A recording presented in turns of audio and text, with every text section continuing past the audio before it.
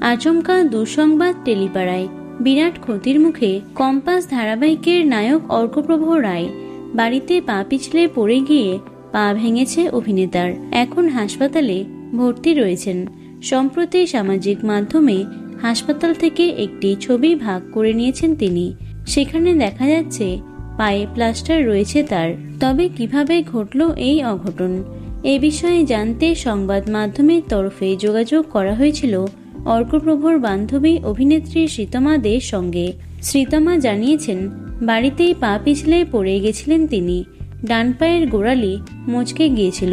তড়িঘড়ি হাসপাতালে ভর্তি করা হলে জানা যায় হাড় ভেঙে গেছে, তাই প্লেট বসানো হয়েছে। অপারেশনের পর এখন অনেকটা সুস্থ আছেন অভিনেতা। শ্রীতমা আরও জানান, অর্কপ্রভ হাসপাতাল থেকে খুব তাড়াতাড়ি ছাড়া পেয়ে যাবেন। তবে এই ভয়ঙ্কর চোট নিয়ে হয়তো শুটিংয়ে ফিরতে পারবেন না তিনি, তাই হয়তো কম্পাস ধারাবাহিকে বেশ কিছুদিন দেখা যাবে না তাকে। কম্পাস ধারাবাহিকে বিহানের চরিত্রে অভিনয় করে বেশ জনপ্রিয়তা পেয়েছেন তিনি, তাই সামাজিক মাধ্যমে এই খবরটি ছড়িয়ে পড়তেই মন খারাপ ভক্তদের। সকলেই অভিনেতা দ্রুত সুস্থতা কামনা করেছেন। আশা করব তিনি দ্রুত সুস্থ হয়ে আবারও কাজে ফিরবেন।